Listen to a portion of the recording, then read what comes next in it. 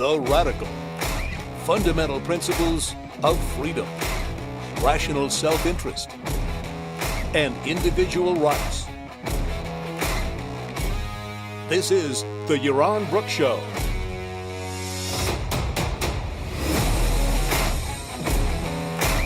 All right, everybody, welcome.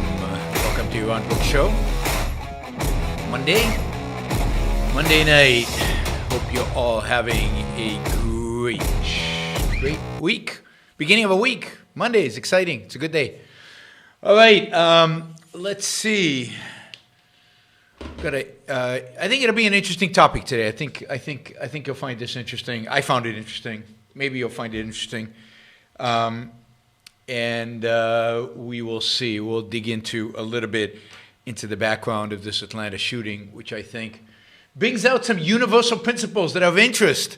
Because Wanda Freeman is worried that I'm going to start reporting on local news. There's something to generalize here, I think. And I think you'll find it interesting, and maybe you won't. We'll find out. All right, so we'll talk about Atlanta shooting. We'll talk about, is it racism? Is it sex? Is it what is it? Is it purity culture? I don't know if you've heard about purity culture. So I've learned a little bit about purity culture, and it's interesting. All right, then we're going to talk about Real Genius. I finally got around to watching Real Genius. I did see it years and years ago, but I forgot. So we'll talk about Real Genius, and we'll talk about Contact, the two movies, and then the first question off the bat in the super chat is about Rush. So I guess I'm going to have to talk about Rush.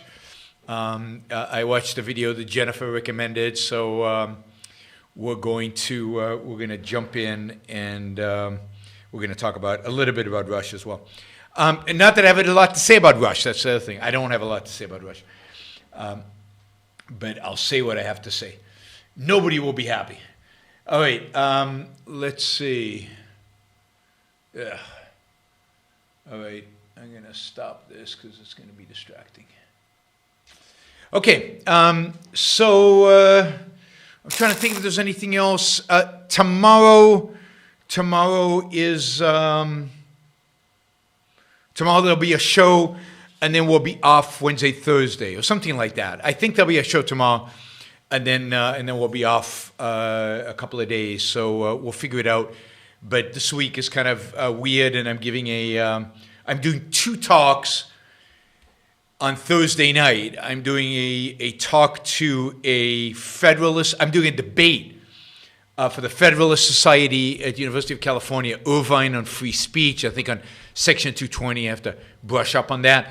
And I'm doing a talk on COVID and freedom to a libertarian group at Florida State University, all from the comfort of my home. So pretty cool. But so I'm doing two talks in one evening. One starts at I think 7 p.m. and one starts at 9 p.m., so no time on Thursday to do a show. So we'll see. We'll definitely do one tomorrow. Wednesday can't do, so we won't do Wednesday, won't do Thursday, and we'll do tomorrow, and then Friday, Saturday, Sunday, something like that. All right, let's just jump in. And so, obviously, you're all familiar with the story about this 21-year-old who went into, I guess, 3 massage parlors, shot 8 people, including six Asian women, and basically murdered them all, and then was arrested on the way, it turns out, to another massage parlor where he wanted to I guess, execute a bunch of additional massage therapists at this parlor. And it's absolutely true that whatever we say about this, the guy's a nut. The guy's evil. I think insane is too good for him. I think he's evil. And he had a gun. And when you combine evil with a gun, you're going to get bad outcomes. And there's no question that at the end of the day, that's what it's about. It's, as Wanda Freeman has been bugging me about, it's a local crime, a nutty guy with a gun. He's got some, he's crazy. But what I find interesting is 2 aspects of the story. One is the response of the media and the response of politicians and just the overwhelming response out there in the culture, which I find interesting. And second, I do find interesting the question of, well, is he just nuts, just a crazy guy, you know, or is there a source for his nuttiness? Are there maybe a lot of people out there that have similar nutty ideas as him, and maybe not quite as nuts as to kill somebody, but is there something behind his nuttiness? Is there something interesting behind his nuttiness? Is there something we can learn from behind the nuttiness? Is there something we can warn culturally about if we can understand his nuttiness? And yes, his nuttiness is evil, reached an extreme that nobody else will. But as I will argue in a minute, the ideas that led him to have, to do what he did, to express his insanity the way he expressed it, are ideas that are quite prevalent in America today. And they're causing a lot of misery and a lot of harm to individuals out there in America today. And I think they're worth talking about. I think this is worth talking about. Is this just hatred of sex workers? No. And were these massage therapists? No. They were sex workers. But it's not just hatred of sex workers. There's a reason for why he hated sex workers. There's a reason why he lashed out in the way he lashed out. And I find that reason interesting, psychologically interesting, and not because everybody else who has a similar psychology or everybody else who is infected with these ideas is going to manifest them by killing people, but because these ideas are destructive to the psyche. Destructive to the psyche. Thank you, Jonathan. I really appreciate that. But let's start with the culture's reaction.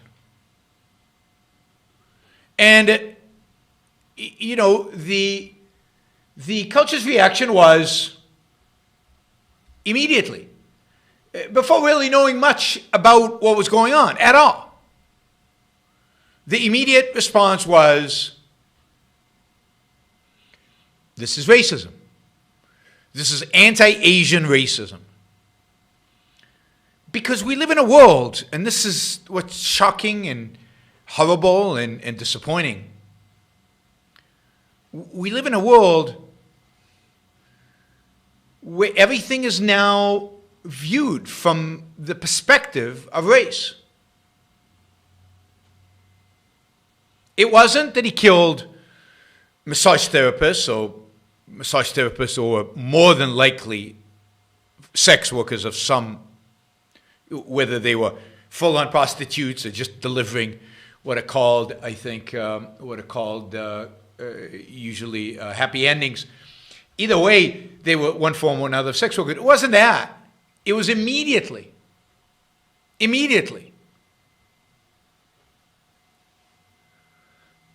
Race. And this is truly tragic in this country, that we have gotten to the point where we view everything, crime, tragedy, politics, what people say, how they say it, when they say it, where they say it, all through one lens, and that is the lens of race. And this is the impact of BLM, of critical race theory, of the whole racist approach of the left, the approach of the left that emphasizes, at the heart of everything, emphasizes that everything is driven by race. And in this case, I don't think it's driven by race at all. Now, it's true that this comes at a period where many Asians are being targeted and where crimes against Asians have spiked all across the country because of COVID, because I think of Trump's attitude towards China and people's, the collectivism and the tribalism that exists so much in our culture that associate the hatred of the Chinese government with hatred of every person who vaguely looks Chinese, whether they are Chinese or not. So there is indeed a rise in hatred and crime against Asians because of their ethnic origins, or whatever you want to call it, given that race is a bogus concept.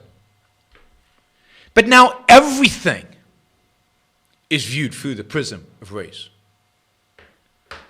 So that here is a crime motivated, I think, by real psychological issues, motivated, I think, by psychological issues brought about by a particular ideology and particular attitude towards sex and towards women.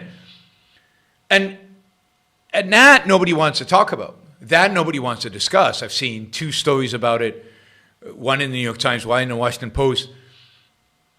And that's about it. And I'm sure within the Christian communities, there's a lot of discussion of this because this relates directly to what they're teaching within the Christian communities. But other than that, the media is focused on race.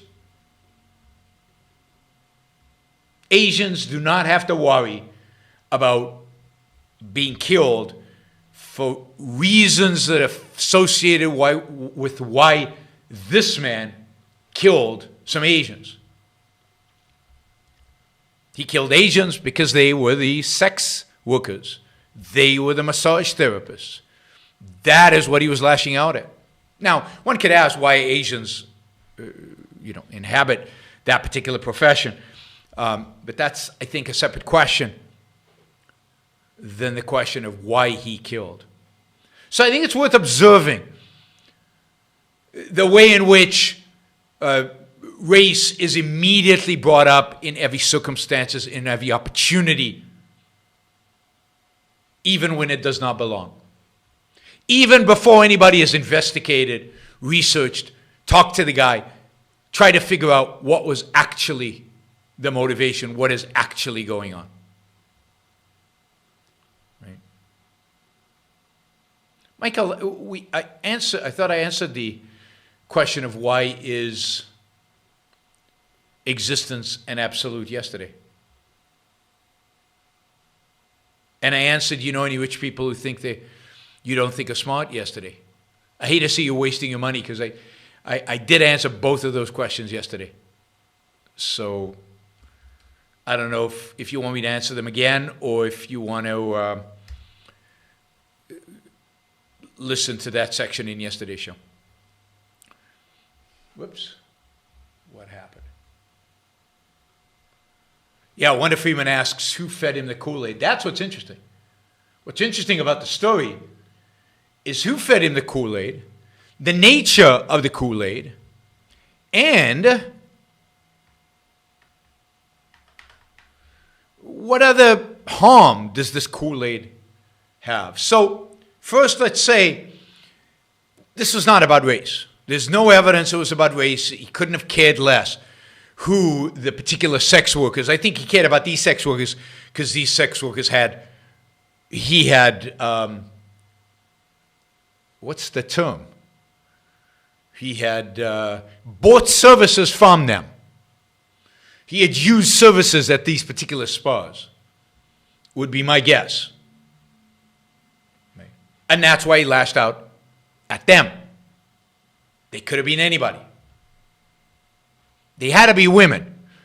The fact that they're women is important. The fact that they're Asian, probably not as important. So we have become such a racist culture, and this is what racism means. We have become such a racist culture that we see everything, understand everything from the perspective, we see everything and try to understand everything, are forced to,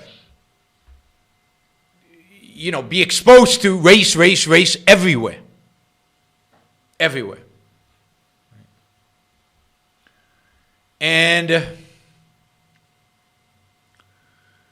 I think that's tragic. I think it's something to pay attention to. I think it's something to, even in the case of, and I forget names. The guy who was killed in Minneapolis. over the summer. Even in the case of them, where the policeman stood in his throat, I think brutally and unjustifiably, but I know some of you disagree. It's not clear that the policeman was a racist. It's clear that he committed an act of brutality that was clearly unnecessary. But was he a racist? Did he do it because the guy was black? Or did he do it because he's an arrogant, a-hole?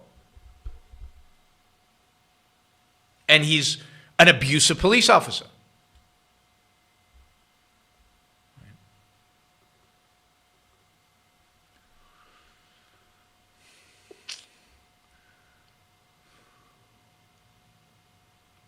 George Floyd, thank you. Yes. The one place my age is showing is there. All right, so let's talk about this shooter in Atlanta.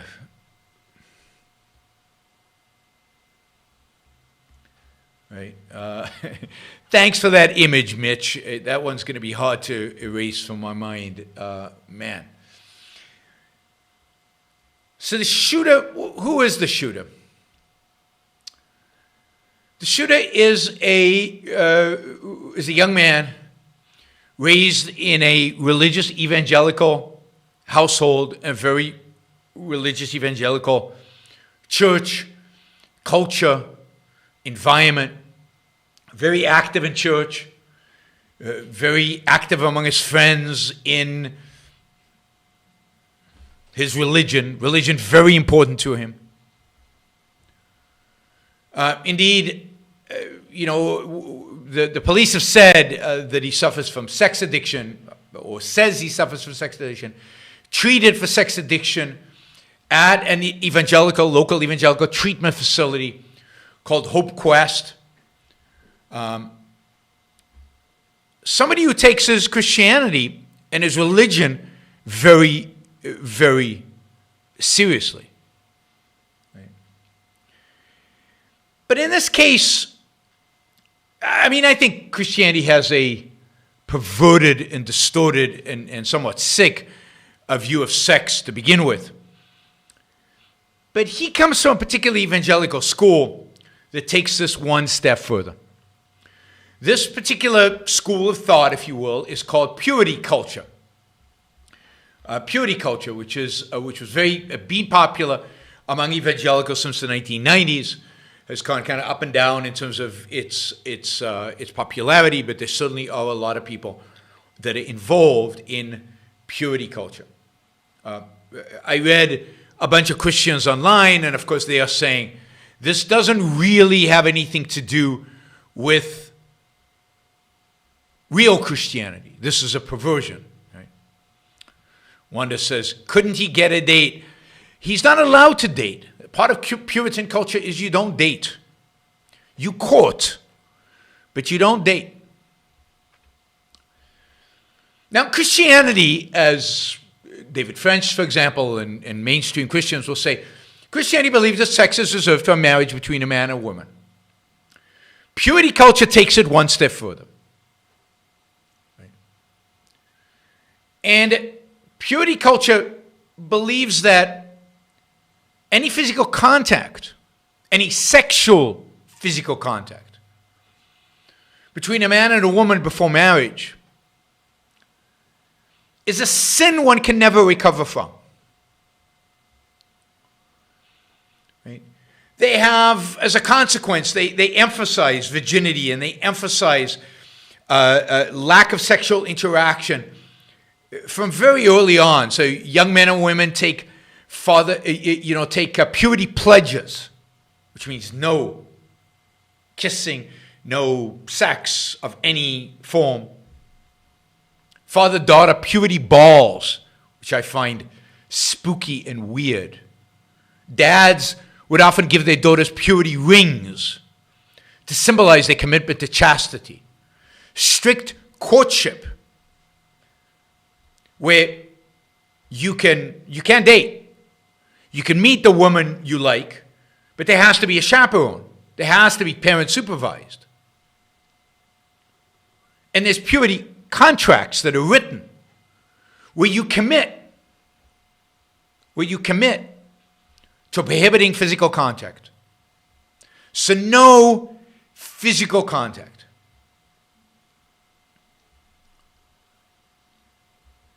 Premarital sexual sin is not viewed as, commit to never doing it again, and say 5 Hail Marys and whatever, right? And Jesus will forgive you. No, premarital sin is a defining, status-changing act. If you're no longer a virgin, your life, your wedding, and your marriage are diminished as a result. You can never live a fulfilling Christian life. You walk down an aisle fundamentally tarnished, lost something that you can never, ever get back in a deep sense. Zalmi says, I live in a Hasidic community. It's far worse there. I will get to the parallels. Absolutely. This is Hasidic community. This is Islam. This is the approach. And you'll see similarities just grow with the Hasidic community, in particular in terms of the role of women. Now, if you stay pure, God is going to reward you with additional beauty. This is for the women, right? But a beauty that has to be concealed. Has to be concealed. And here it sounds a lot like the Hasidic Jews or like the Muslims. Women bear a particular burden to protect men from temptation. And therefore, they are commanded to dress appropriately, not provide any eye traps, dress in a way that does not stimulate the men, cause the men to desire them sexually. It is the woman's responsibility because the man cannot help himself. The man is what he is. He is a sinner. He has no way to control his desires. Right? So the woman must bear the responsibility of keeping him at bay by dressing and acting in as non-sexual a manner as possible. She is the temptress. She is Eve. Garden of Eden, remember? It is Eve who gets Adam to bite from the apple, tempts him, and ultimately destroys the ideal of the Garden of Eden.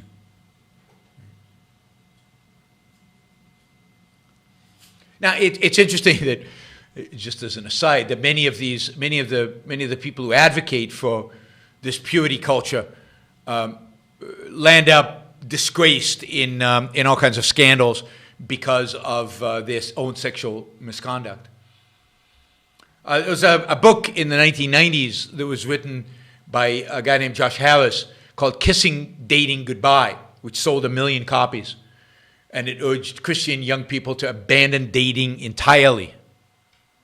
One of the interesting features of this book is that Harris wrote it when he was 21, and just a few years ago, I saw a TV show with him where he's completely repudiated the book. He's separated from his wife, and he's renounced his Christianity completely. But at the time, this is a book that sold millions and millions of copies. The idea here is that sexual sin is a defining sin. And women bear the burden, a special burden, to protect young men from lust. And later, they bear the burden, the responsibility of making sure their husbands are satisfied so that they don't go out and are lustful after other women. And indeed, if they don't satisfy their husbands, they're often accused of being, frigid and just uninterested and too busy with themselves, and they're blamed for any for example, infidelity that the husband might engage in. It's their fault because they didn't satisfy. By the way, if you abide by this purity, you also get great sex later when I guess you're married. That's part of the promise. Now note that the whole culture here is about the sinfulness of the most pleasurable activity man can engage in. One of the most powerful forms of pleasure available to men and women. But it is inherently sinful to them. And of course, men are portrayed here just like they are in Islam, and just like they are in ultra-Orthodox Judaism, as animals who cannot control themselves. Now note that there is a sense in which Reardon in Atlas Shrugged views it that way. You remember he views sex as an animalistic thing, lust as an animalistic thing that he needs to satisfy, but it's dirty, it's bad, it's shameful, it's horrible.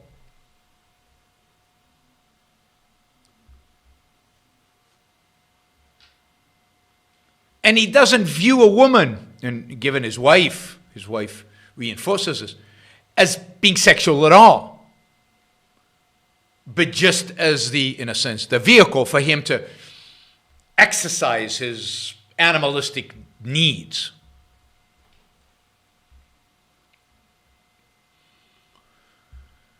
So think about it. Think about growing up in a world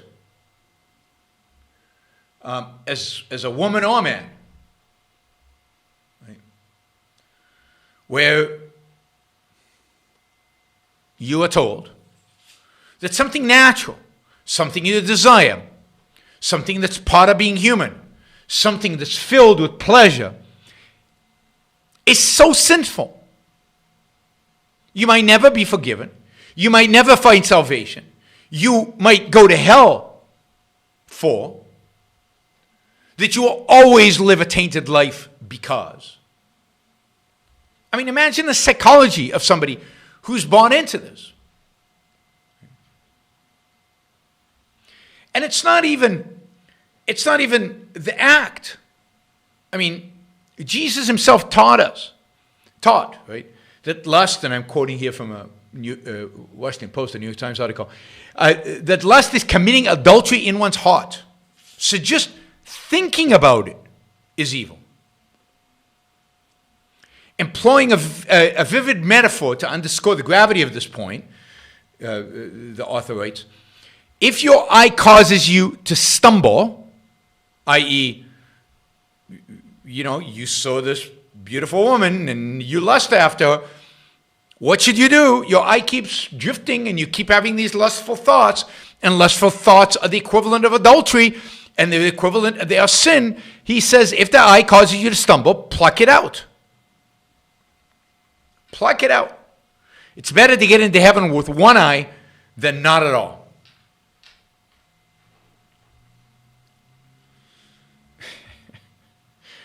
Man, I'm so glad I wasn't raised Christian. A 17th century British Puritan said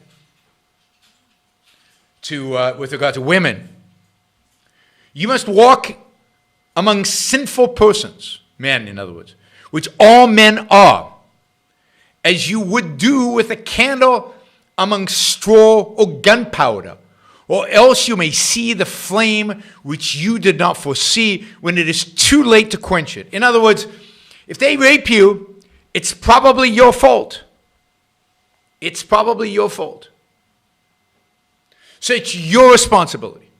Men can't help themselves. Women are responsible for governing our modesty. Women are responsible for helping men avoid lustful thoughts.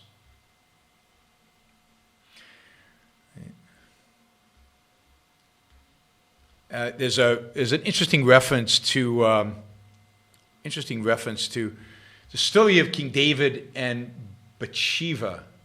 I don't know if you guys know the story of King David and Bathsheba. So King David is the greatest king, right? I mean, he's not as smart as Solomon, but he's this, in Jewish law, in the Old Testament, he is the epitome of a great king, right? I've got a sculpture of David right there when as a youth before he becomes king. But David, when he's king, is a pretty lustful guy. I mean, Judaism is not Christianity. And, King David is lustful left and right. And at some point, King David observes Bathsheba taking a bath, nude, on the roof of her home. It must be adjacent to his. He's king, adjacent to the palace somewhere. And he lusts after her. And his lusting after her results in him sending her husband to war to be on the front line, basically in a suicide mission, guaranteeing his death, so he can then take Bathsheba as a mistress. So he commits murder, takes Bathsheba as a mistress. Now, the Christian version, or the purity version of this, the purity culture version of this is all Bathsheba's fault, because she took a bath naked on the roof, and she exposed herself to King David. He couldn't help himself. Right?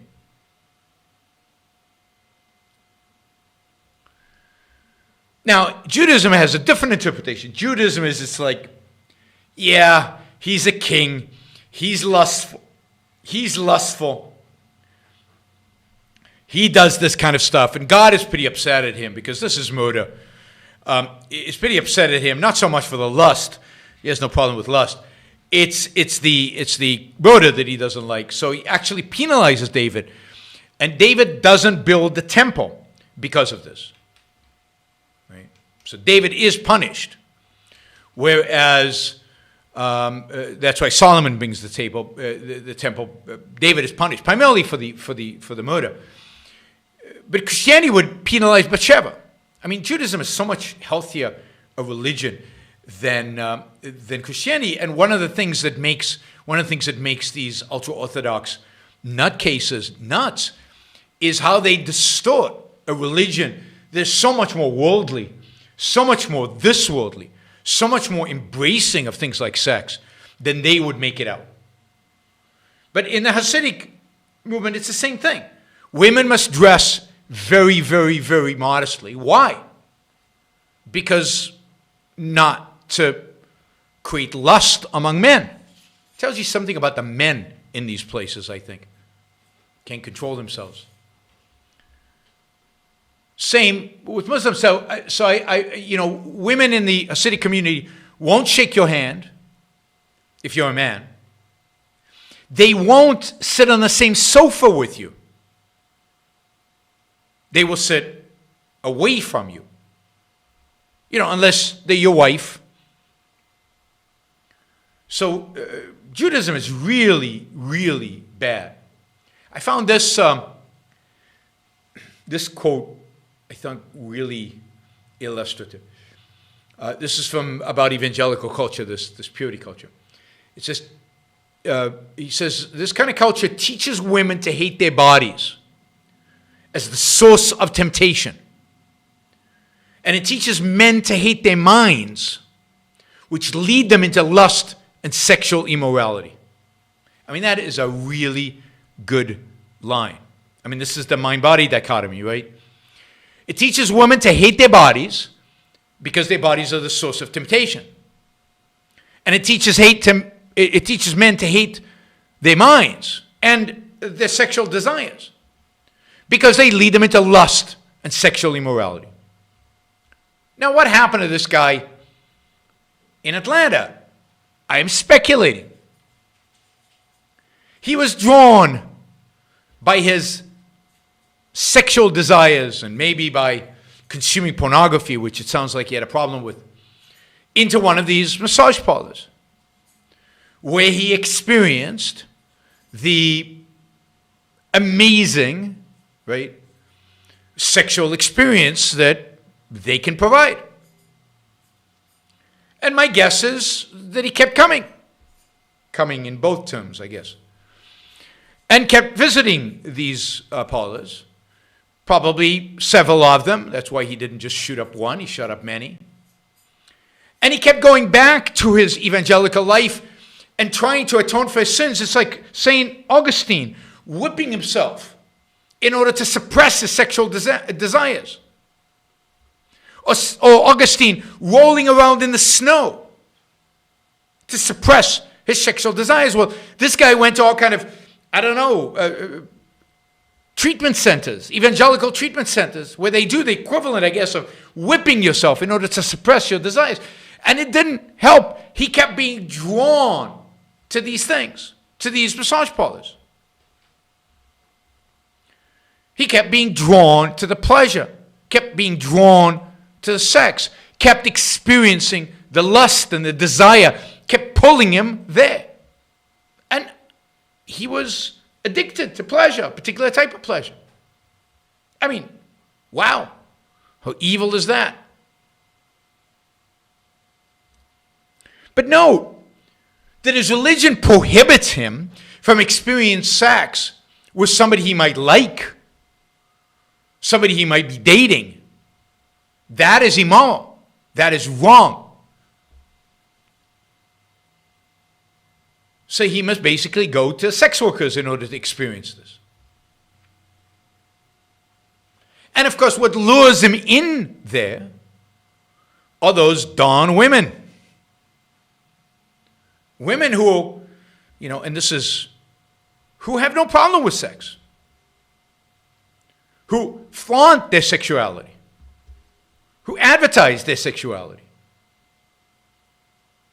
And nothing is more horrific, according to this theology, than women who flaunt their sexuality, women who lure you in, the seductresses. There's nothing more evil than that. So it's their responsibility. It's their fault. Women are supposed to be responsible for the morality of men. Women are supposed to be responsible to keep these men in line. And yet here they're doing the opposite. They're seducing him into immorality. And you can see that somebody weak, somebody sick, somebody completely nuts could take that to the point of, well, the only way to get rid of this sins that I'm committing is to commit a much bigger sin of murdering them. How do you rationalize that one? I don't know, but that's where he's a little nuts. But think about the unhappiness that this brings millions of people. Women who believe that their bodies are evil because they're the source of temptation. Men who believe that their sexual desires are evil, that their minds are evil.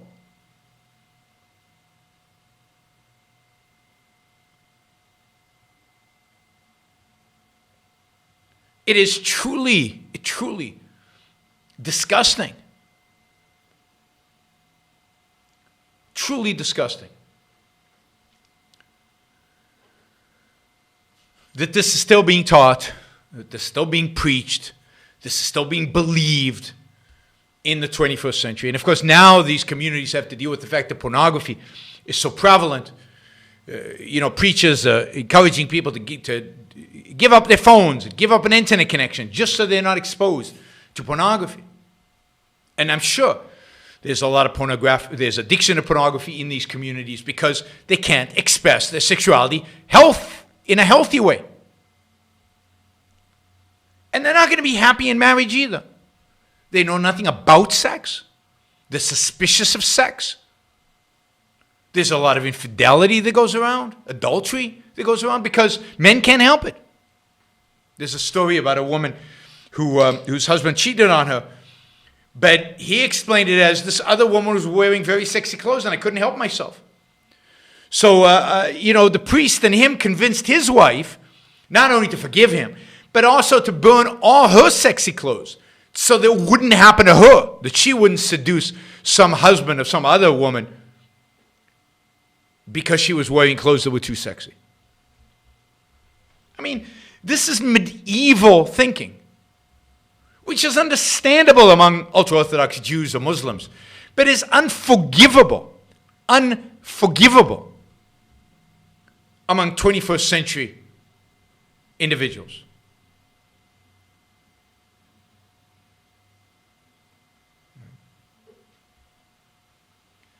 It's just insane. And of course,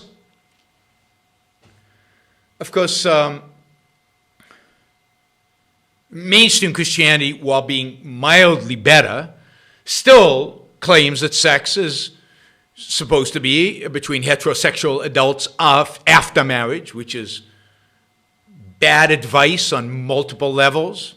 And again, a rejection of sex as pleasure and sex as learning about oneself and learning about the other. And I don't understand how you can marry somebody without having sex beforehand.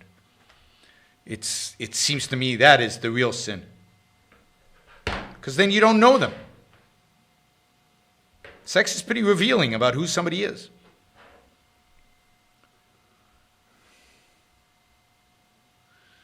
Okay.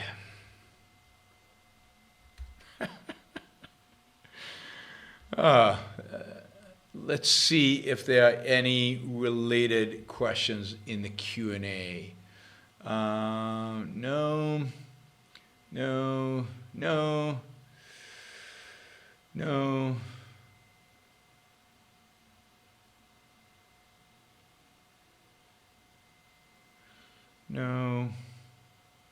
Not a lot of questions on this topic. I guess you guys get it, and that's it, huh? Or you don't like asking questions about sex. How come mentally ill people are almost always malevolent? Why aren't there any nice mentally ill people that don't bother anyone? This suggests you can be so evil you can go insane. Well, I don't know if it's just that you're evil that you go insane. Bad ideas can cause you to go insane. Evasion can cause you to go insane. At least, Leonard Peikoff talks about this in one of his Foothold Forum talks from the 90s, which you can find on the Ayn Rand Institute website, campus website. So mental health, I think, is related to ideas one has. And bad ideas make the world, it makes it very difficult to understand the world. It makes it impossible to understand the world. And it makes you fail with the world. So bad ideas make life very, very difficult and very, very seem haphazard, unintelligible. And that has to generate malevolence because you don't understand what's going on. You don't understand what's going to happen. You don't get cause and effect. So I think it is the bad ideas that lead to a certain view of reality that they leads to a certain malevolence. One of the most charming movies about a mentally ill person, and I can't remember the name of it, but it's got Jack Nicholson in it. Jack Nicholson is I think he's schizophrenic in the movie, and he falls for this waitress. I don't know if anybody knows what movie I'm talking about. He falls for this waitress, and he tries to, stay sane enough to try to have a relationship between the two, right? Between him and her. And I found it, as good as it gets. As good as it gets. I really enjoyed that movie. I thought it was very well made. I thought he's excellent as an actor, and she's very benevolent. The actress who plays the waitress, very benevolent. And there you see his struggles just to manage with life. And he's very malevolent in the beginning of the movie. She softens him because he realizes the consequence of this. But yes, the best line in the movie, thank you. I can't pronounce your name. I can't pronounce your handle. But the best line in the movie, and one of the best lines in any movie anywhere is, he's telling her what she makes him feel, what she means to him. He's telling her, and this is a great line about love. And notice how selfish it is. This is a great line about love, and it's one of the best lines in movies, but certainly in this movie. You make me want to be a better man.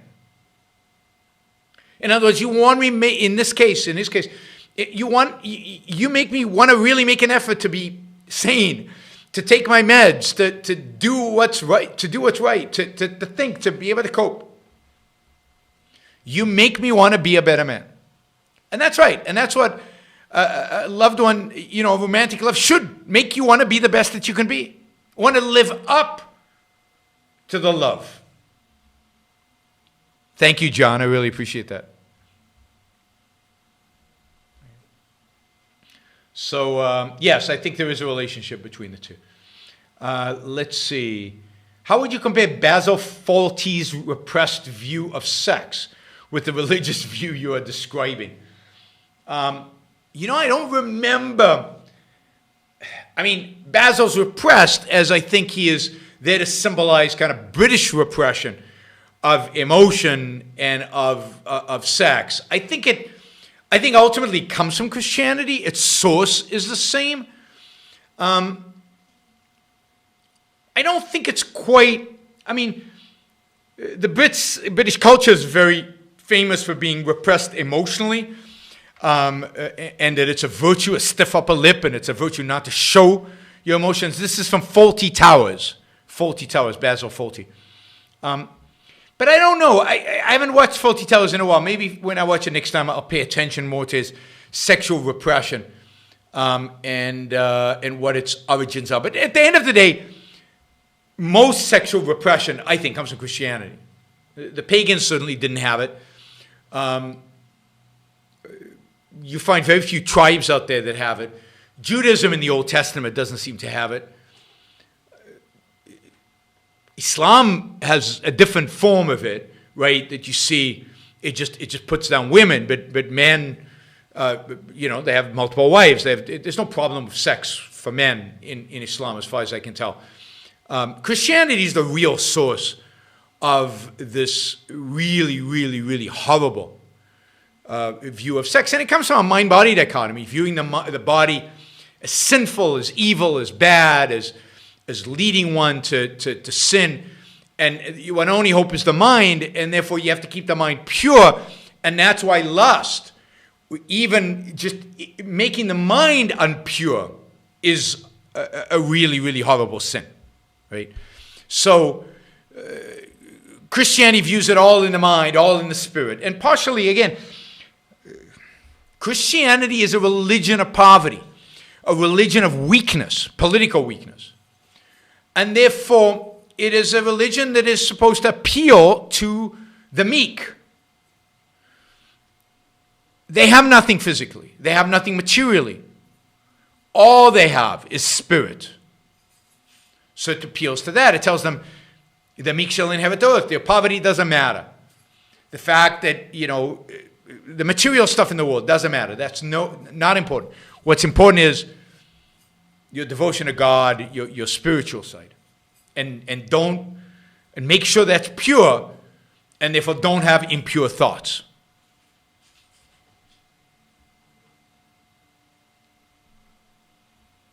Fang says, I don't think a man really wants to find out that the woman he's dating has had many sexual partners. I don't agree. I mean, I think that's true. That's true of most men. But I don't think that's true of a healthy man. Because why wouldn't he? Why wouldn't he want a woman who's experienced? Who knows what she's doing? Who has a view of sex? I mean, this obsession with virgins is bizarre.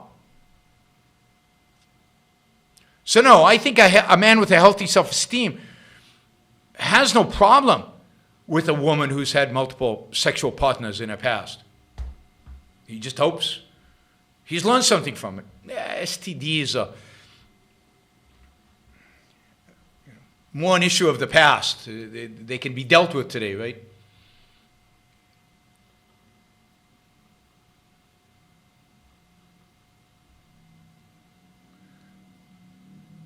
Someone says, I saw someone at AOI post personally implying that conservative views on immigration inspired the shooter. Is that like blaming racism? I think so, but I think I don't know if it's the same, but it basically, I think, gives too much credit to the narrative that it is racism. That is that they were targeted because of their race. But I do think the conservative views on immigration shape the way we view the other, shape the way we view foreigners, and have led, like the attack on the synagogue in Pittsburgh, the attack on the Walmart in El Paso, have led to real violence. Now, I don't think in this case it's relevant, but yes, these views on immigration, the couching of it as the other, and demonizing them, and the demonization of the immigrant has led to violence against immigrants. There's no question about that.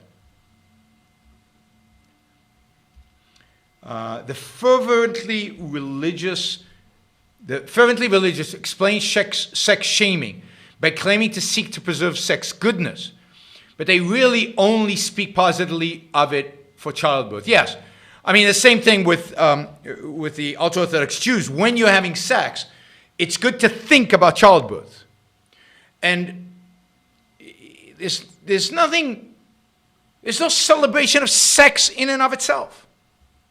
There's no celebration of sex as this wonderful, fantastic, pleasurable, emotional, bonding experience. None of that exists.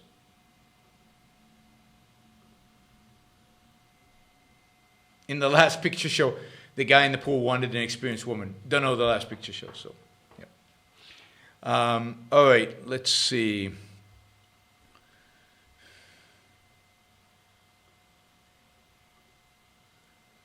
Okay, let's do the movie reviews. We've got two movies, Real Genius and Contact.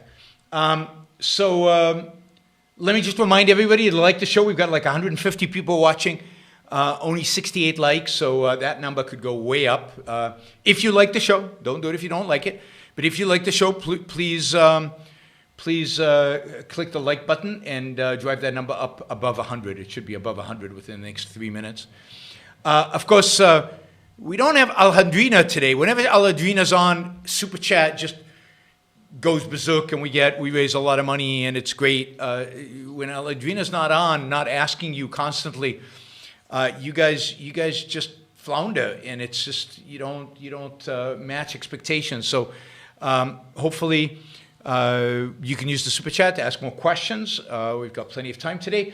So Super Chat to ask questions. You can also support the show. You can support the show on YaronBrookShow.com/support. You can do so with a monthly contribution. That really helps. It really assists. You can also do it on Patreon and Subscribestar and on Locals. Of course, don't forget to share any kind of short videos, any shows, anything I do that you like. Please share it out there. That's how we get new views, new people, and so on. All right, we should be over 100. We're at 88. There's got to be, of the 143 people watching right now, there's got to be another 10 who can get us over 100 who like the show. So please like it. Thank you for liking the show, Wanda Freeman. Hopefully it didn't disappoint. All right, so as you know, I've been paid $500 to review. I charge $500 to review movies. And in this case, I watched two movies while I was flying last week. I took a flight to Hartford, Connecticut, and then flew back to Puerto Rico the day afterwards. Gave a talk at Hartford, Connecticut, which was really nice. Again, one of those talks to life people, always fun. So let's start with Real Genius, which I owe this movie review for a long time. So Real Genius is a movie about a university program focused on geniuses, on science geniuses, run by supposedly a genius professor, and the students, as part of this program, working for the professor on a project. In this case, the project involves lasers and a particular form of laser. Now, there will be spoilers, so if you haven't watched the movie and you still want to watch the movie, then they're going to be spoilers, right?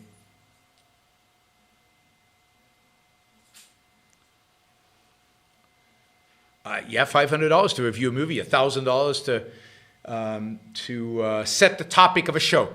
And you, of course, you guys can, of course, for $1,000, I will dedicate a show to a topic of your choosing.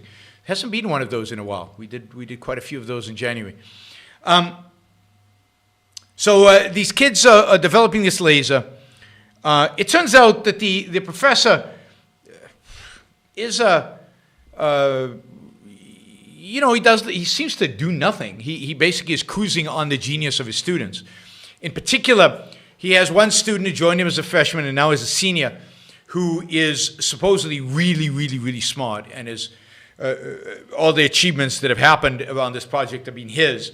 But he has lately become a complete, lazy and cynical and just has no interest in actually using his mind on this project and actually doing anything substantial. A young student has joined the group, a freshman, just out of high school, very idealistic, very devoted, very committed, less interested in the partying and the whole college life kind of experience, which the older genius is very into right now. All right, thank you, Ryan. Thank you, Travis. Thank you, Azip. Thank you, Nathan. Thank you, guys, all going into the Green Screen Studio Fund. I appreciate that. Anyway, the movie, certainly in beginning, is really pits the older, more cynical, more party-oriented genius with the serious genius, right? The one who's serious. Van Kilmer.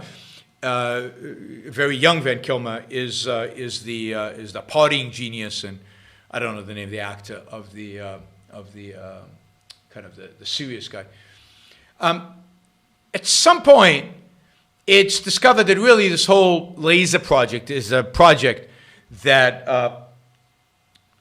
the professor is building for the government, but it's a project that is so secret, a government project that is so secret that it is being hidden from the president. And what's interesting about the project is supposedly geared towards devising a laser that can basically kill a human being from space. So it is meant to be a weapon that is used in the same way as drones are used today, to target specific individuals and to kill them, right? That is the purpose of the weapon.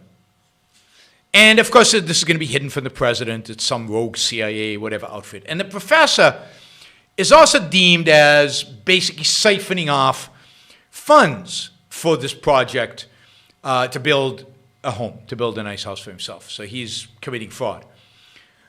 And of course, not doing any work. The kids, the professor's cynical. He thinks everybody's an idiot except him and his students.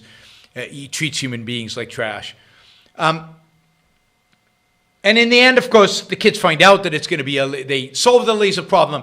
They build a laser. The unserious guy is threatened by the professor that he won't graduate, so he becomes serious. Yeah, he helps solve the problem. They built a laser. The laser works. Now the laser is going to be deployed.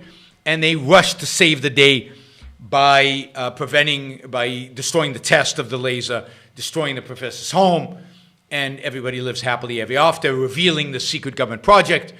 Arrests are made, and everything is hunky-dory at the end. It's called Real Genius. So first, it's a fun movie. It's quite enjoyable. There's a lot of funny scenes in it. It's definitely, I said there are going to be spoilers in it, so I've already spoiled it. It's definitely enjoyable, definitely fun. Got a lot of positive scenes in it, a lot of funny scenes in it. It doesn't take genius for granted. The geniuses work hard. They don't just like that. Everything, they're really smart, so it comes easier to other people. But it is quite, particularly the more diligent one is working hard.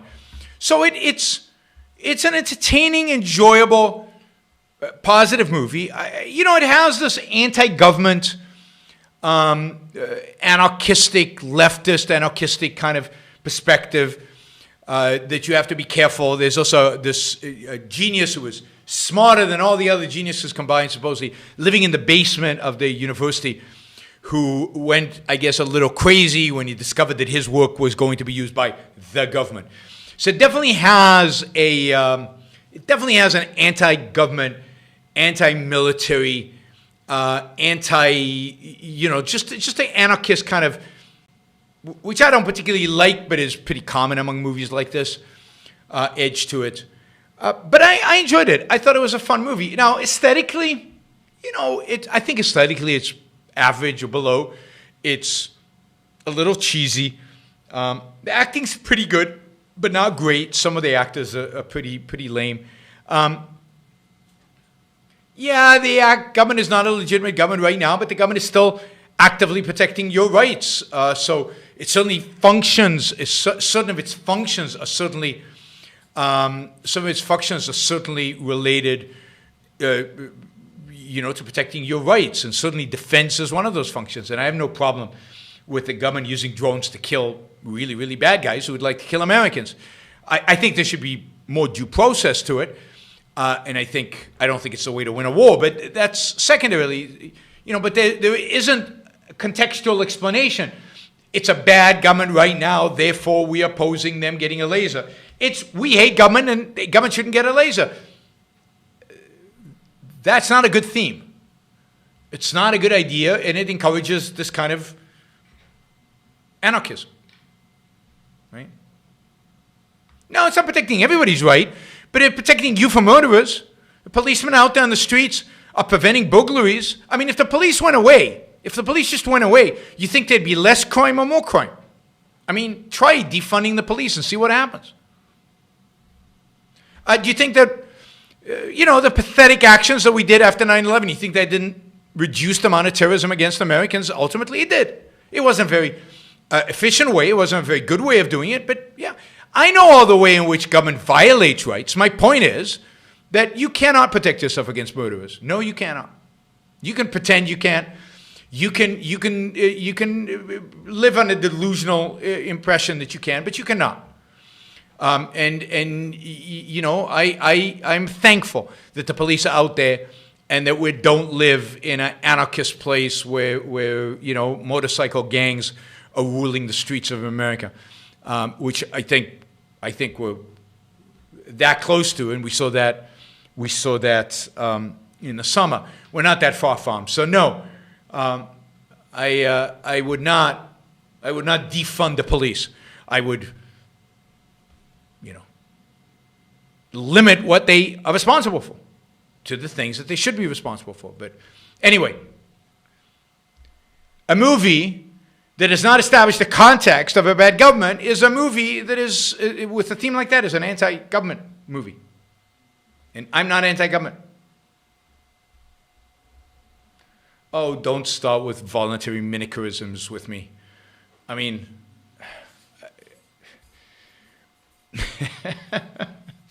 all right, I'm gonna work hard to ignore it because it's the idea that these things can be voluntary and we don't need a government is absurd. You need government. Yeah, objectivism is not anti-government. I mean, if Ayn Rand thought that saw you do anti-government equals objectivist, she would freak out. Voluntary monarchism. Yes, that's what we need. Voluntary monarchism. Read Ayn Rand. Read Ayn Rand. See what she has to say about anarchists. All right. But you want a king. God. Okay, so that's a real genius. I mean, I don't think there are any deep philosophical themes here. The geniuses are portrayed positively. That's good. The hard work is portrayed positively. That's good. I think the kind of freewheeling, partying genius, he wants a job. He's not a whatever kind of guy. He wants a good job. So once he realizes that a real job is a risk, he starts working. He starts working.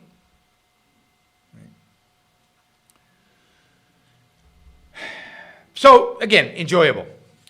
All right, let's take on Contact. Contact is a more complex movie, and it has deeper themes, I think. And I think that Contact is a movie that is fundamentally grappling with the issue of faith versus reason. It's a movie that's trying to take a position on the issue of faith versus reason. And the question is, how does it do it? Well, I mean, it's got a great setup. It's got a great setup. And it's very well made. This is a movie that's very well made. It's very well acted. The cinematography is gorgeous. In every respect, this is a really good movie. It's got Jodie Foster, Matthew McConaughey. It's from 1997, so they're both quite young. And it was directed by Robert Zemeckis. It's a big movie. It's a long movie. It's well over 2 hours. It's a truly impressive movie. This is the man who made Back to the Future, and was a director of a lot of very successful movies in his time. A lot of movies with great effects. And it's got a great setup. The story was written, by the way, by Carl Sagan. And Carl Sagan, I loved his Cosmos of 1980. Cosmos, I mean, I loved that show. I watched it in Israel in the early to mid 1980s, and I thought that was a terrific TV show. Just a terrific. You could tell how much Carl Sagan loved science, loved knowledge. He was terrible in economics and terrible in politics, and ultimately terrible on environmentalism and climate change. But he loved science. He loved knowledge. He loved engineering, right? And that comes across in Contact, and it comes across in the series Cosmos, and it comes across in the movie. So the movie pits a scientist, a young woman, a scientist who is an atheist, who is devoted to science, dedicated to facts and reality, no mysticism, no faith. And she actually falls in love with a priest, kind of a hippie priest, kind of a cool, hip priest, who thinks that, he's a priest, so he believes in God. And it believes that you have to have faith. And while he trusts science, is also skeptical of science. And it pits, so they are the two characters that kind of move the story forward. Now, in this context, she is setting up satellites to listen for signals of life from outer space. So she is part of the SETI, S-E-T-I, the SETI program. Right. And so she is listening. There are people within the scientific community who want to shut her down. So there's a conflict there about funding and about shutting her down. She manages to find a really wealthy individual who funds her project and who bails her out at every opportunity she needs bailing out. He's this benevolent gazillionaire, which is an interesting twist. There very rarely are benevolent gazillionaires out there. Anyway, she discovers a signal from outer space. And then, I'm not going to give it away, so I'm not going to give the story away. I'll just say this. That the way the story sets it up, she is forced in the end to say that her confidence in what she's just experienced, she goes into outer space, let's say that, is a result of faith because she cannot prove it to anybody. She doesn't have the evidence. And it turns out in the movie, and I'm giving stuff away, so please, there are spoilers here. It turns out that in the movie, the politicians have the evidence that what she's saying is at least partially true, but they deny her that evidence, forcing her into a position where she presents herself as making the same arguments, literally in the same words, as the religionist makes in defending his faith. So that what it causes this ambiguity. You know how people tell you, you just have faith in reason, you just have faith in science? And in that sense, it is super disappointing. Super disappointing. That the movie ends with this ambiguous conclusion. It doesn't come down strongly on one side. She's still alone in science. I don't think she starts believing in God, but she's undermined the argument against God and undermined the argument for science. And it's really tragic because I think the movie is incredibly powerful and beautifully done and has this deep philosophical theme that it cops out of. It refuses to actually engage. And I think on purpose, because Sagan wants to leave you with this ambiguity. And he wants you to be somewhat sympathetic to religion, even though he was an atheist. So while I thought everything about it, including kind of the gimmick that makes it impossible for her to provide evidence, was clever. Of course, why the aliens communicated and wouldn't give her any evidence of their existence, that makes no sense to me. So there's certain flaws with the ending. But I thought the movie's very well done. The acting is good. It's exciting. You want to know what happens. You want to know how it's all going to pan out.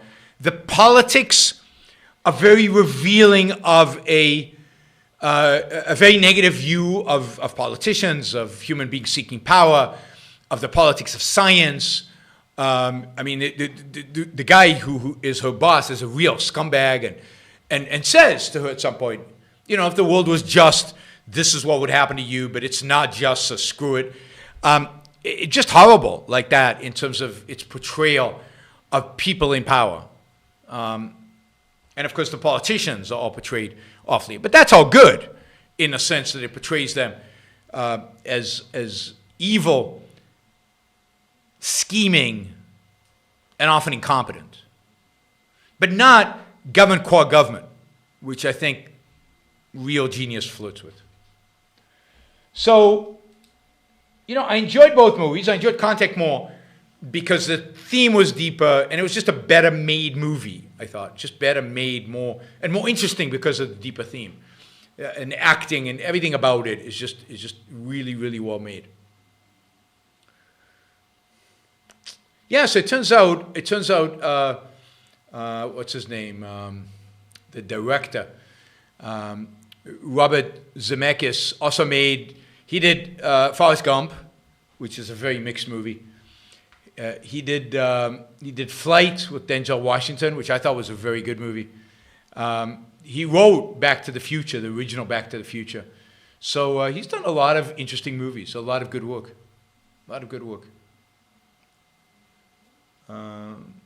He did Gattaca. He produced Gattaca. He didn't direct it. He produced Gattaca, which is a really good science fiction movie. All right. If you want me to... Oh, yeah, in the movie, of course, in the beginning of it, it starts in Puerto Rico, because it starts with the Arecibo Observatory in Puerto Rico. And I thought how, I don't know, it has some beautiful photos of the observatory in the movie. And the thing that flashed in my mind was how sad that observatory is gone, and how indicative is it of maybe American decline that movie is that observatory just was allowed to crumble and disappear. Isn't that a sign of it wasn't fixed, wasn't taken care of, it wasn't maintained, and it's just poof, it's gone. The movie is Contact. But Gattaca, people are mentioning Gattaca. Gattaca is a really good movie. I recommend. It's got a good theme. All right, let's see. Let's go back to Super Chat questions. Of course, you can continue to ask Super Chat questions. You can continue to support the show using Super Chat. We're still way off the average of what Super Chat is. And if not for Michael Sanders, who both asks good questions and puts a lot of money into the questions, we'd be still scraping the bottom here. Use the Super Chat for questions. All right. Have you ever listened to Rush's Hemispheres? Not really. You retweeted my post earlier. I know you don't follow rock. Well, I did. So here's the thing about Rush, because Jennifer is and Jennifer and many others. Jennifer's not alone. I mean, a lot of people found Ayn Rand because of Rush, and a lot of people love Rush. And I don't particularly, but partially it's because I discovered them too late.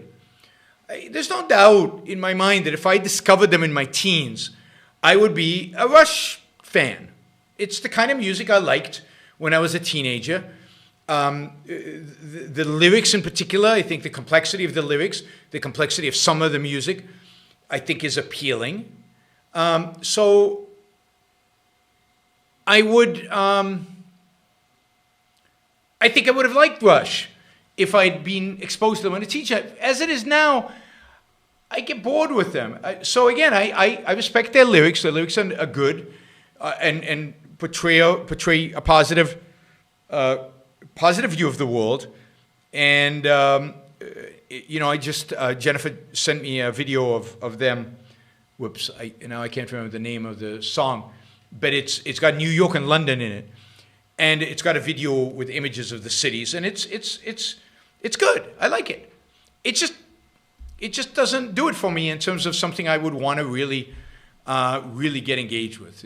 It's not my thing. But I can appreciate why people appreciate it. And again, I would definitely the camera's eye. That's right. The camera's eye. I would definitely have loved it if I listened to it back then, right? If it was part of my growing up. I've said before, popular culture, popular music is very much associated. Your experiences, you associate the years you grow up with it. And that's why everybody thinks their music is the best, right? And it's very difficult to objectively analyze it, though within the realm, I think you can objectivism. You can. Yeah, I definitely enjoyed it. Love your videos. Last video convinced me to support you monthly starting April or May. Thank you. That is very much appreciated. Those monthly contributions are great. They allow me to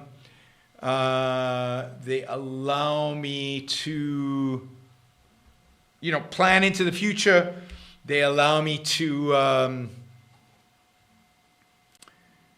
to invest in the show and to know that money is coming in on a regular basis. There's a huge value for me in having these shows coming in on a regular basis. Wow.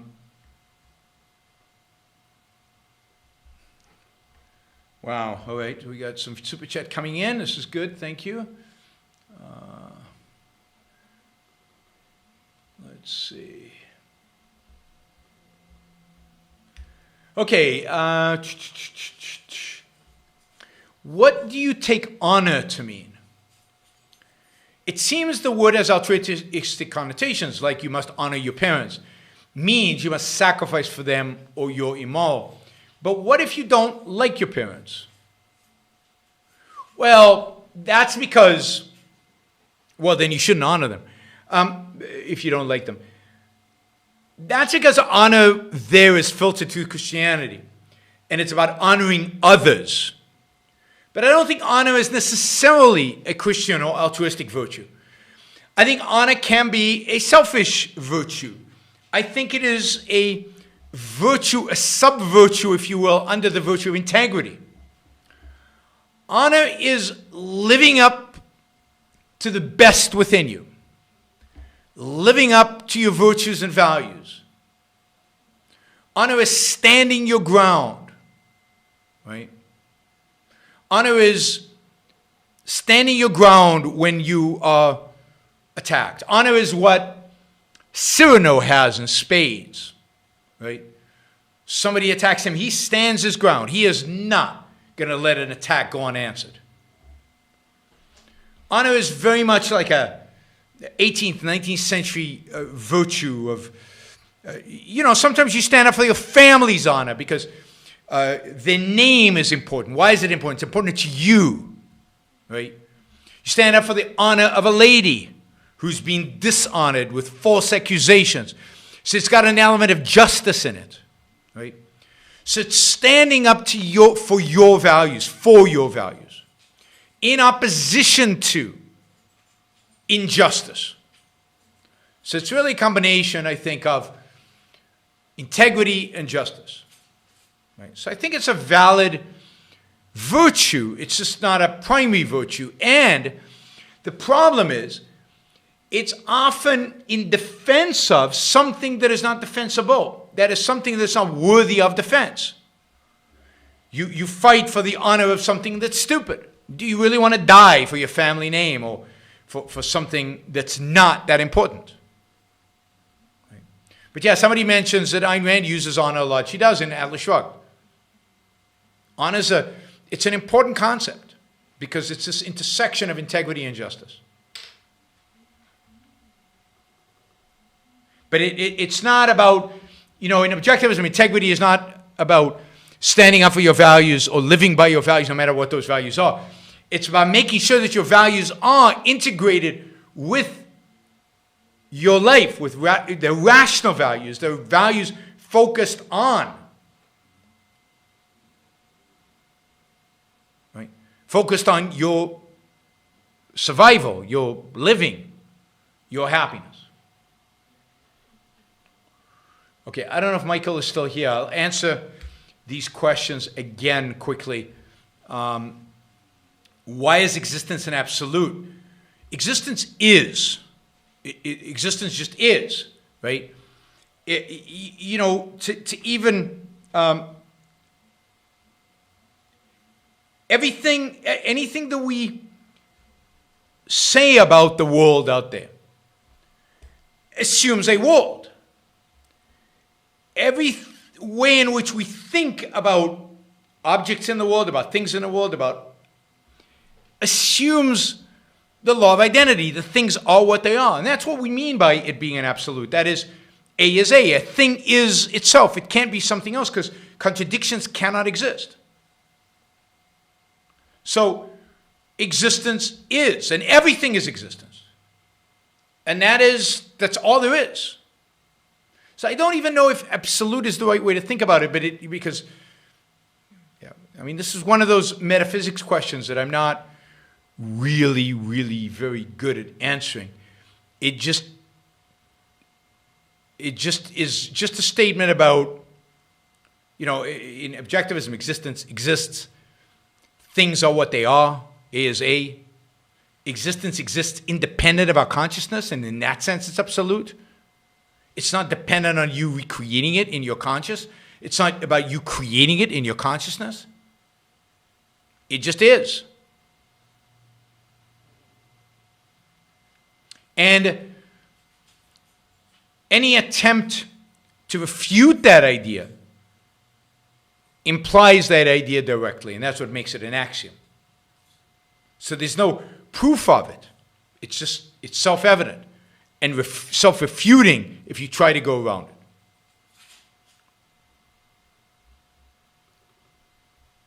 Okay, if you want to ask a question, use the super chat. You know any rich people who you don't think are smart? Yes, I do. I mean, it depends on what you mean by smart. Clearly, being rich is being successful at something, although sometimes that something is schmoozing. That something is manipulating other people. So I don't know that there's one concept of smart, right? Because I know poor people who are smart. So smart doesn't correlate directly with wealth. But to be wealthy, you have to be smart at least at something, in some way. But I don't know that all rich people have high IQs, all the people I know who are rich. I know people who are rich who are really smart at the thing that they did and are complete idiots when it comes to other things. So smart is a very difficult concept. It depends how broad you want to apply it.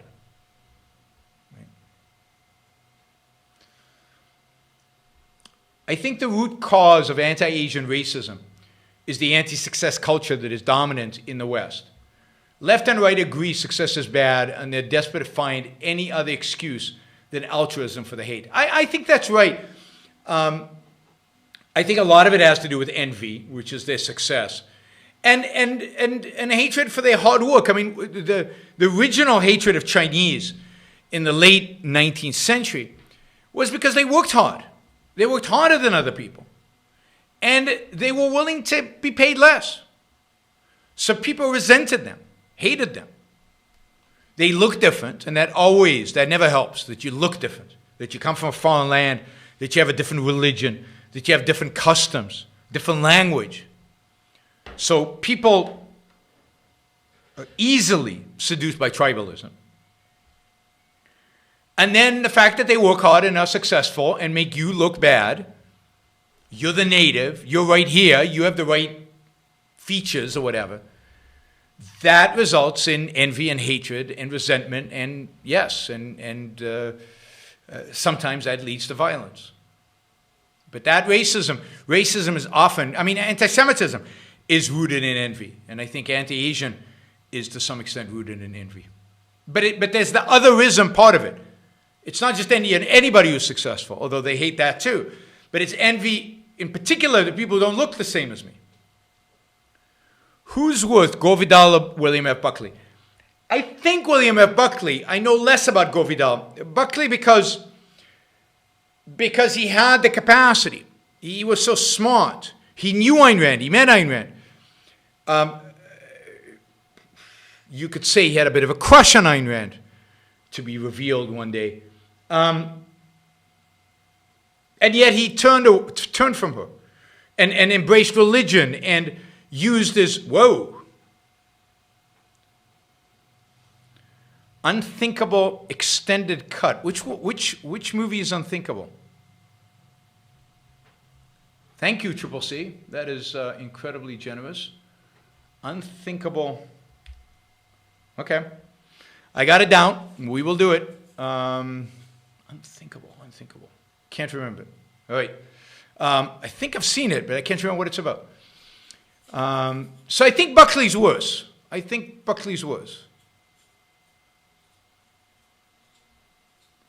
Is it? No, that's Unbreakable.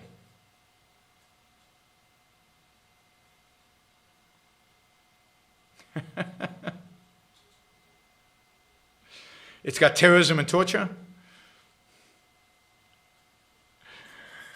All right. Thanks, Triple C. Definitely, I will watch that. Yeah. All right. Now let's take those are the $20 questions. Let's take the non-$20 ones. What is the difference between cowardice and healthy fear? Well, you should always be fearful when there's a real threat, right? The question is, what do you do about the fear? Cowardice is letting the fear overwhelm you to the point where you don't do what you should do based on your values.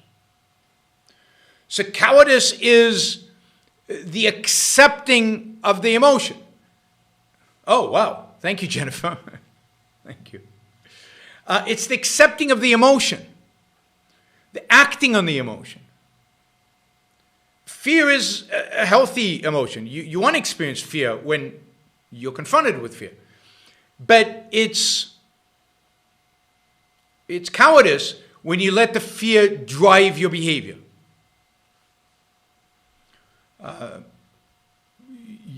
There's a fight, and you've got to fight. It's the right thing to do. You know it's the right thing to do. And you're afraid. Everybody should be afraid going into a fight. You never know what's going to happen.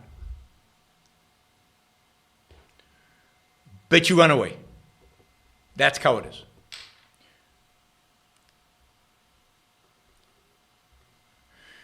Fear is courage holding on 1 minute longer. It's Patton. Thanks, Alicia.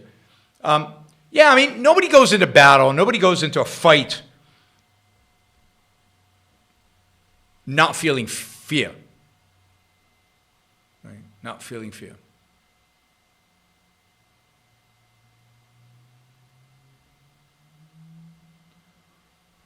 All right, let's see.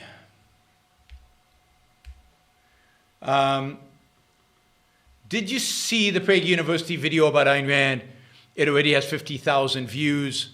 I heard the Objective Standard Institute bought that video. If so, was that a good use of funds? I would veto the Institute doing the same thing. And if talked about not doing it, because I think Prague, what Prague stands for, because of Prague's dishonest lawsuit against YouTube, I don't think Prague should be sanctioned. I don't think he's honest. I don't think he's a good person. So I would not have done it. I am not, it's their money. They can do with it what it wants. They're trying to, they're trying to establish themselves. They're trying to get attention. They're trying to compete with the Institute, and they're coming from, and they have to spend a lot of money to do it. And they're spending a lot of money to do it, and they found an so-called ally, I guess, who gets their material in front of a lot of people. Are these the right people? Are these the people you want? I don't know. I doubt it. I'm not big on the religious conservatives as being our kind of people, right? RM asked a good question. How is Prager different than Glenn Beck? I mean, it's a good call because I appeared on Glenn Beck, and I actually was on Glenn Beck's channel, and it took a lot of soul searching before I went on Glenn Beck's channel. So first I went on Glenn Beck's channel and just said whatever I thought needed to be said. I attacked Trump, I attacked conservatives, I attacked religion. And that's why I failed in Glenn Beck's channel and came to the conclusion it's not a good audience. But went on there and did all that. I was a little worried about it. I did not do it lightly. Let's put it that way. I did not do it lightly. Even in that circumstances, because Glenn Beck's a little nuts, and because of Glenn Beck's religiosity. I did go on Glenn Beck's TV show on Fox. So here are the differences, I think. I mean, I think Prager's worse than Beck because Prager presents himself as more intellectual. Glenn Beck is clearly a little nuts. He has explicitly talked about atheism. He's explicitly talked about being dishonest about philosophers and atheism. He has I think he has been a real force for evil, for bad. But then I think his lawsuit against YouTube, I think, is particularly bad. On free speech grounds, because they wouldn't monetize his videos. I mean, I can understand on contractual grounds, but on free speech grounds? That to me does it. I mean, you go after a company that makes it possible for you to distribute your videos and actually provides you with advertising free of charge. I just find him so despicable. Now, Glenn always went on with trepidation. In the 2000s when he was at Fox, we did a whole show on Atlas Shrugged. And remember, Glenn Beck didn't say, "Oh, Ayn Rand was an atheist, that's awful." Glenn Beck used to say to me on air regularly, he would say, "Yaron's an atheist, I am not, but I respect the fact that he's an atheist." And it's something I don't mind debating. I enjoy. He never said, "If you're an atheist, you're immoral," as Prager has said. "If you're an atheist, there's nothing stopping you from murdering." It's just, anyway, I'm not going to condemn what they did. I just said I wouldn't do it as ARI. They are buying the time. I don't think it does huge damage, and it might bring a few people to objectivism. I prefer that they came to the Ayn Rand Institute than to the objective standard, but it's their money, not mine.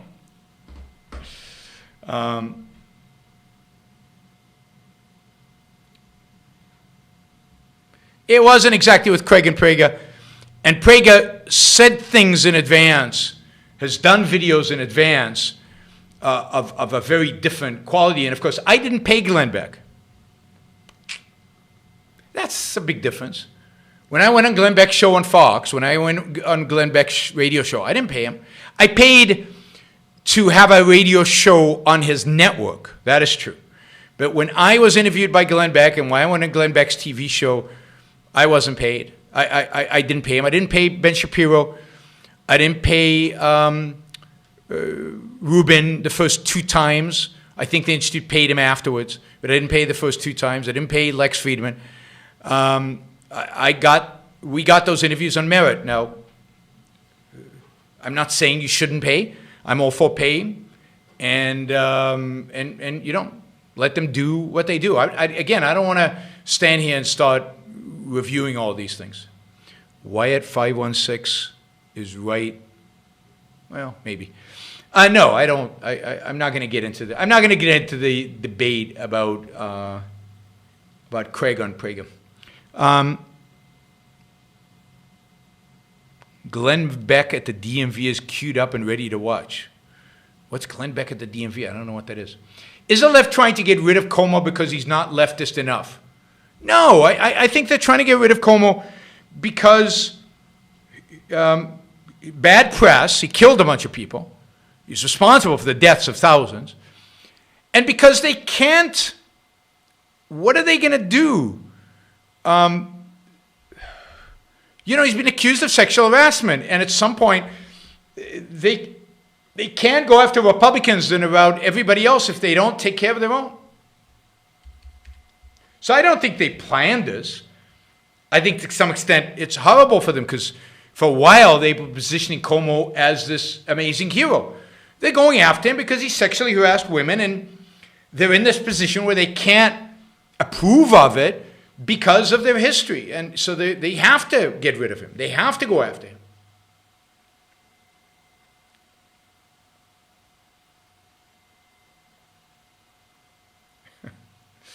Stephen says that he met Prager 2 years ago and asked him what he thought of Ayn Rand. He said that she had too much faith in humanity. I mean, there's so much wrong with that. But that's because he has no clue. I mean, he just doesn't understand. He really doesn't understand. The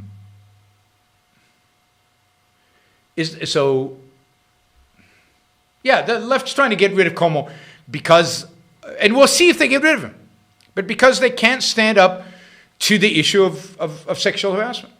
They've made that bet. They've taken a side on that, and they have to believe these women.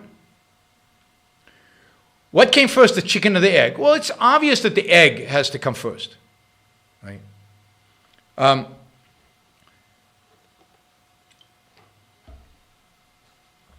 Whatever species there was that was before chicken laid an egg with a genetic mutation, and a chicken came out of the egg.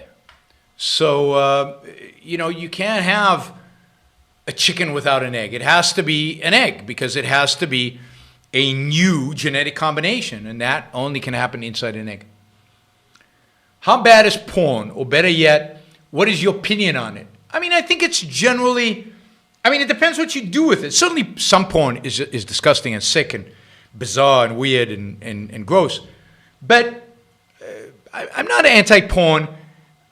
It depends what you do with it and how much you consume of it, how obsessed you become with it, what you get out of it. But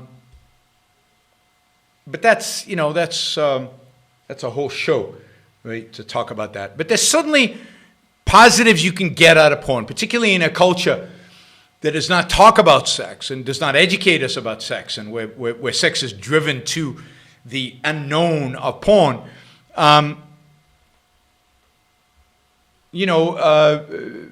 Porn is educational. Now, if you take it too seriously, then it can educate you about the wrong thing, right? But I think to some extent, some porn is not a bad thing. If you're a couple and you're trying to spice up your sex life, porn is not necessarily a bad thing. Porn brings computer viruses. Yep, you better be careful. Did you hook up at all when you hitchhiked across the U.S.? I did not. How would humans handle the news of Earth getting a message from intelligence in space? Today, fear, confusion. The first question, I think, on everybody's minds would be, is he a Democrat or is he a Republican? The alien, that is. Which tribe does the alien belong to? I think fear and confusion and a lot of doomsday cults and things like that. I think it's going to be very, very difficult if that happens to kind of find the rational people to set things straight, particularly in a world right now with fake news. Is it real? It's very, right? It's very, religionists would freak out. But so would a lot of secularists. Dealing with the unknown. There's a wonderful movie, talk about movie reviews. If you haven't seen The Abyss, James Cameron's The Abyss, I love that movie. And one of the so I'm not going to give the story away, but they encounter an alien under the water. By the way, the ending is terrible. No matter which ending you see, there are at least 3 different ones. The endings are all terrible. But it's a group of divers. They're way under the water. They're disconnected from the world completely. And they encounter an alien. And each member of the group deals with the encounter differently. And it's fascinating to watch, right? The paranoid, the skeptical, the rational, the rational but a little skeptical, the questioning. And it's fabulous in that sense. It's a great movie, epistemological movie, about dealing with the unknown. And to be able to deal with the unknown, you have to have a healthy epistemology. You have to be fundamentally rational. And then the question has to be, how many people are there in the world in which we live right now who are rational, who are capable of doing that? And how many people in positions of leadership, positions of leadership are rational and can guide us appropriately? So if you're interested, I would definitely watch The Abyss, one of my favorite movies other than The Ending, one of my favorite movies. And a movie about heroism and commitment and values and love and just a Excellent movie, but primarily epistemological. Think epistemological. How come you don't sponsor those companies that sell hydrates and packaged food that's good for 20 years? I would if they'd be willing to have me, maybe if you can connect me to them, I would be happy to,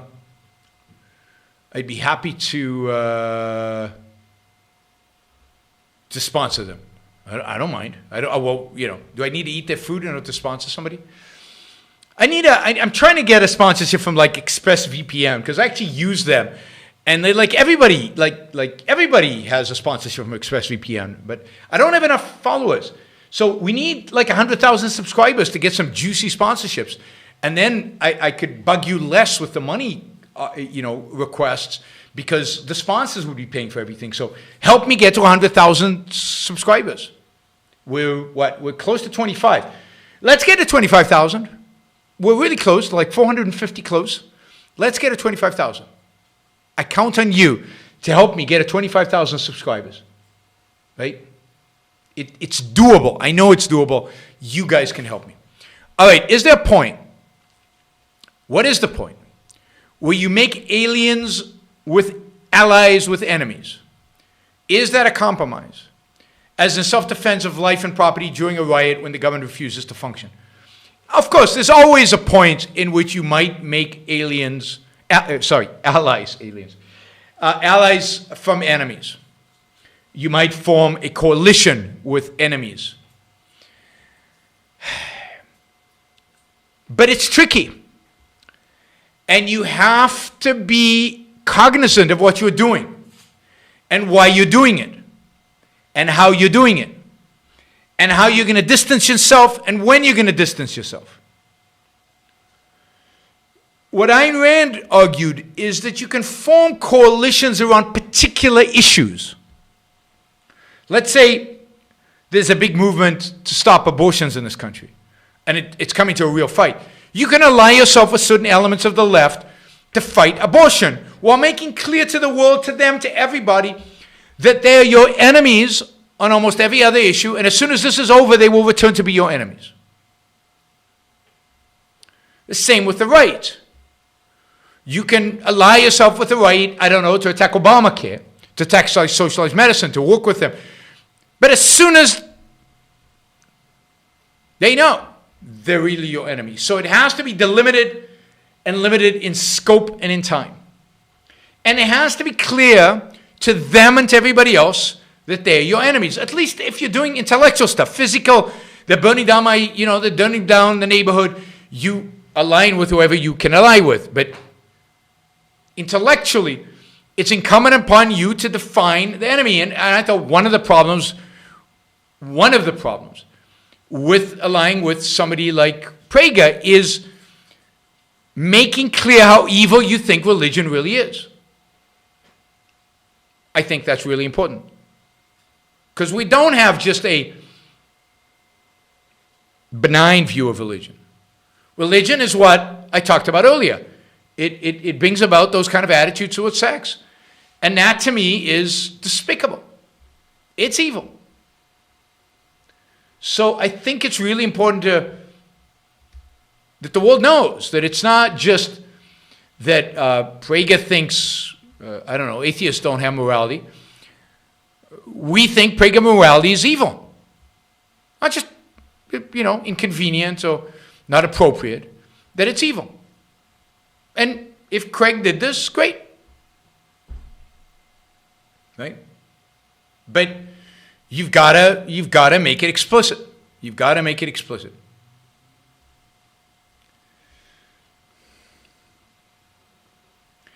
Is addiction physically dependency or psychological? Well, it depends. Some addiction is physical. I think the addiction to heroin is physical.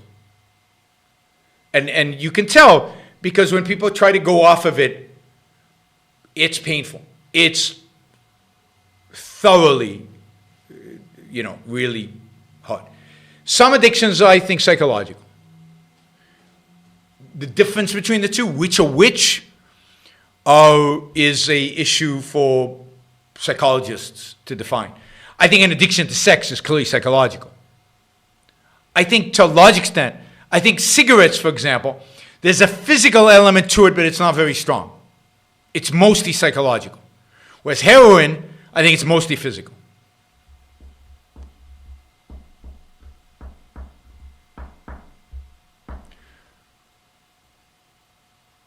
All right, guys. Thank you. Thank you, Triple C. Thank you, Jennifer. Thank you to all the other super chatters who contributed today. Really appreciate it. And I've got an assignment to watch Unthinkable. I hope it's not, it's not a horror movie. I don't like horror movies. Please don't assign horror movies for me to watch. Even for $500, I just don't do it. Doctor Who, I don't do Doctor Who. So somebody at some point should ask me about Doctor Who and why I cannot watch Doctor Who. But that is for a future show. I will see you all tomorrow. Bye, everybody.